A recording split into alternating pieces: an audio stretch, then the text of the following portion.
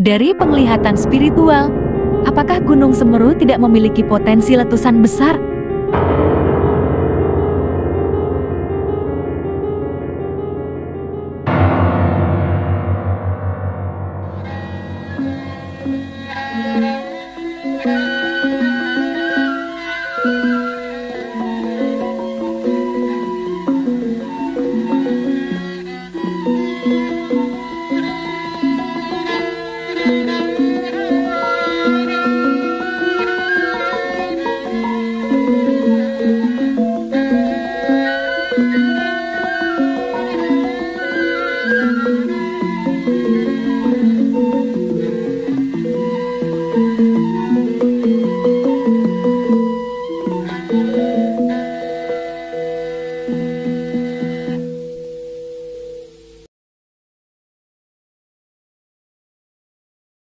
Jangan pernah berpikir hanya dengan mengandalkan alat untuk membaca gerak-gerik atau gejala aktivitas gunung api terus kemudian dianggap sudah beres atau selesai. Itu alat dan itu ciptaan manusia. Tentu kadang ada kelemahannya, kadang ada parameter-parameter, ada hal-hal yang sulit untuk terbaca, kadang juga dipengaruhi oleh medan magnet, dipengaruhi oleh berbagai hal, dan bisa saja alat itu menjadi kacau dalam membaca. Jika kacau dalam membaca, maka data-data yang akan dikirimkan ke sistem itu juga akan menjadi tidak proporsional. Dengan kata lain, alat yang secanggih apapun belum menjamin 100% itu akan bisa akurat dan detail membaca apa yang sesungguhnya terjadi di dalam perut gunung itu sendiri. Dan saya pribadi yakin tidak semua aktivitas gunung api dimanapun itu, baik Merapi, Semeru, Raung atau gunung api dimanapun, saya yakin ada aktivitas-aktivitas vulkanik, ada aktivitas-aktivitas dari gunung berapi itu yang tidak terdeteksi oleh alat ya. Dan ini biasa terjadi, apalagi gunung itu bukanlah sekedar tumpukan tanah, tumpukan batu atau material, tetapi gunung itu merupakan jasad atau raga, dan raga itu ada nyawanya, ada sukmanya. Gunung itu makhluk hidup, kalau saya katakan seperti itu. Maka kita jangan terlalu konyol untuk menganggap gunung itu adalah benda mati yang tidak tahu, tidak sadar kalau sedang disakiti oleh bangsa manusia.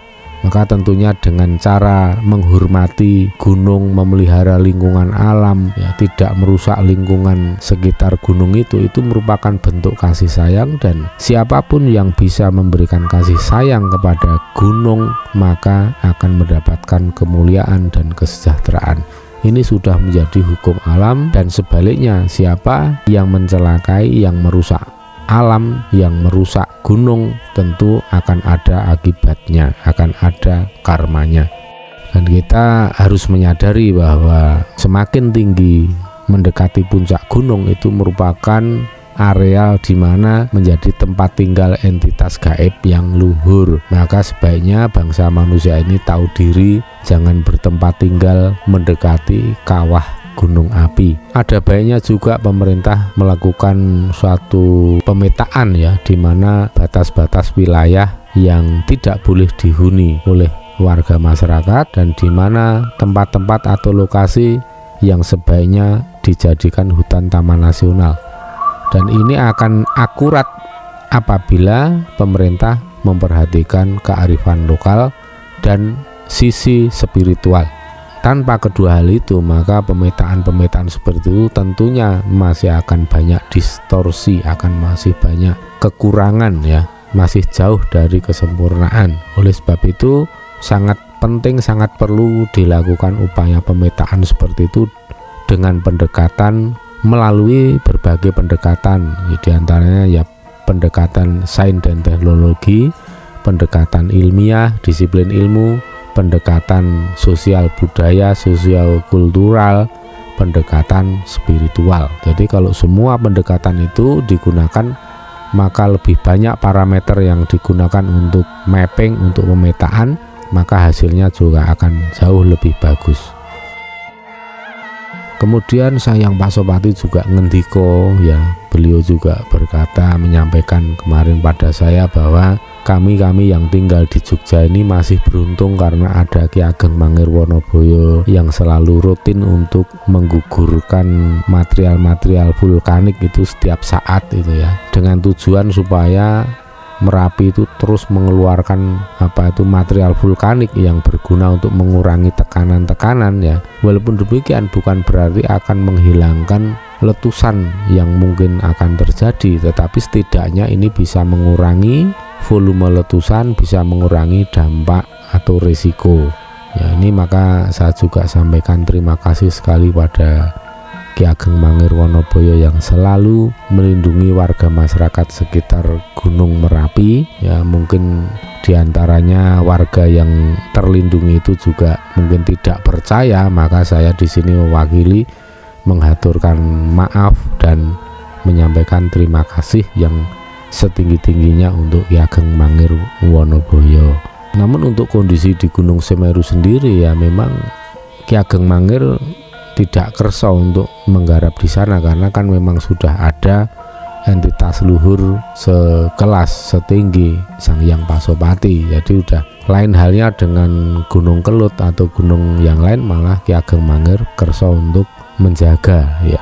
Ini juga disaksikan waktu Gunung Kelut meletus, Ki Ageng Mangir Wonoboyo waktu itu menjaga cucunya yang ada di Lodoyo sehingga selatan Kali Brantas itu tidak ketiban abu, hujan abu itu nggak ada, maka kayak nggak ada apa-apa, terjadi apa-apa. Tapi di luar itu ya banyak sekali terjadi hujan abu, bahkan seperti di garis ya, yang bagian selatan Kali Brantas, bagian Lodoyo itu seperti di garis, bahkan kalau melihat langit waktu itu seperti ada garis atau pagar yang membatasi sehingga sebaran abu vulkanik itu tidak sampai ke Lodoyo.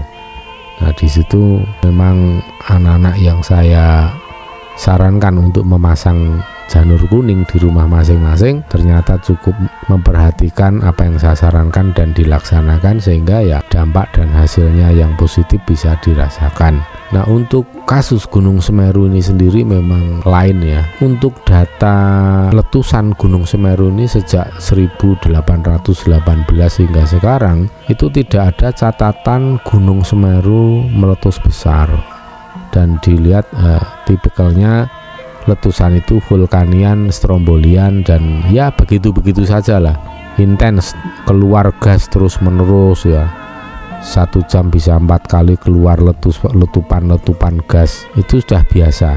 Dan kejadian kemarin itu cukup besar dan mengagetkan. Namun demikian berbeda dengan apa yang tertulis mengenai catatan letusan atau sejarah letusan Gunung Semeru yang saya lihat di berbagai buku, di TV, di YouTube, dimanapun semua orang menyampaikan data mengenai sejarah letusan Gunung Semeru. Di situ tidak ada data yang mengatakan bahwa Gunung Semeru pernah meletus besar dan dahsyat. Namun demikian ternyata berbeda dengan apa yang disampaikan oleh Ki Ageng Mangir Wonoboyo. Ternyata Gunung Semeru itu pernah meletus yang dahsyat sekali, bahkan sampai menimbun puluhan meter wilayah atau areal di sekitar Gunung Semeru.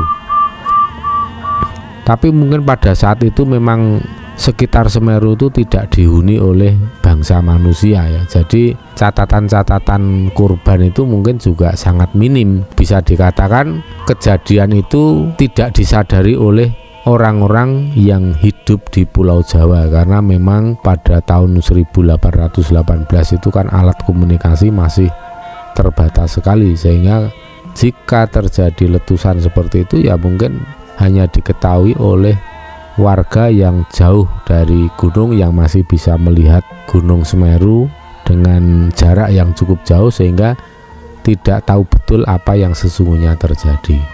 Namun demikian saya percaya dengan apa yang disampaikan oleh Ki Ageng Mangir Wonoboyo, bahkan juga disampaikan oleh Eyang Begawan Pasopati bahwa Semeru itu pada tahun 1818 itu sebenarnya meletus yang dahsyat sekali. Maka kalau kita hitung siklusnya, ya sekarang ini sudah berada di jangka waktu 206 atau 203 tahun, ya itu bisa dihitung 1818 dan sekarang 2021 bulan Desember, ya sekitar 200 tahun lebih, ya 206 tahun ya. Kalau memang itu kemudian menjadi siklus, artinya pada era-era saat ini atau waktu-waktu sekarang ini potensi itu bisa terjadi. Maka kita di sini tidak hanya menggunakan pendekatan spiritual, tapi juga kita melihat sisi histori dan yang sesungguhnya terjadi. Maka ini informasi ini saya sampaikan, mudah-mudahan juga bisa menambah, ya sekedar informasi buat pemerintah supaya lebih berhati-hati, karena segala kemungkinan ini bisa terjadi. Ya kalau apa yang disampaikan Ki Ageng Mangir ini kemudian terjadi siklus 200 tahun kan, itu kan dampak letusan itu tidak main-main ya. Bahkan mungkin radius 15 kilo atau 20 kilo di wilayah-wilayah daerah tertentu itu bisa menjadi areal yang sangat berbahaya. Ya oleh sebab itu marilah kita selalu mengasah batin, kita selalu mengasah kecerdasan otak kita, selalu open mind, jangan dikit-dikit dituduh ini musyrik, syirik atau apalah ya. Ini kita sedang bicara tentang ilmu kasunyatan, kita sedang bicara faktanya, pendekatannya kan berbeda-beda ya, dengan beragam pendekatan ya. Ada scientific, ada sosiohistori, ada sosiokultural, ada pendekatan spiritual, dan semua itu sah-sah saja untuk dilakukan sebagai pisau analisa ya. Maka informasi-informasi dari para leluhur yang tentu saja beliau pada waktu itu ya bisa menyaksikan, karena beliau sudah menjadi leluhur juga, tentu tidak sulit untuk membuktikan, menyaksikan apa yang terjadi dengan fenomena alam yang begitu dahsyatnya.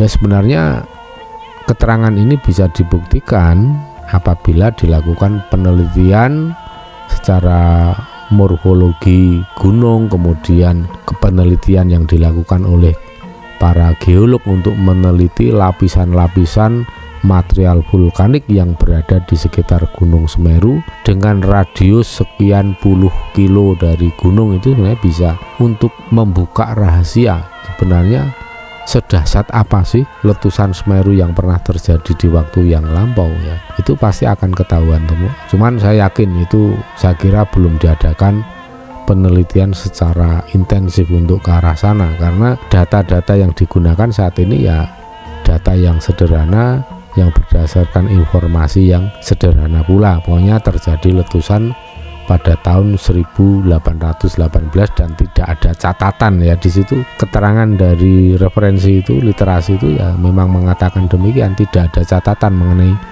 letusan pada 1818. Maka pada kesempatan ini catatan itu saya isi sesuai dengan apa yang disampaikan oleh Ki Ageng Mangir Wonoboyo, dan saya percaya leluhur itu tidak akan pernah bohong dan menyampaikan apa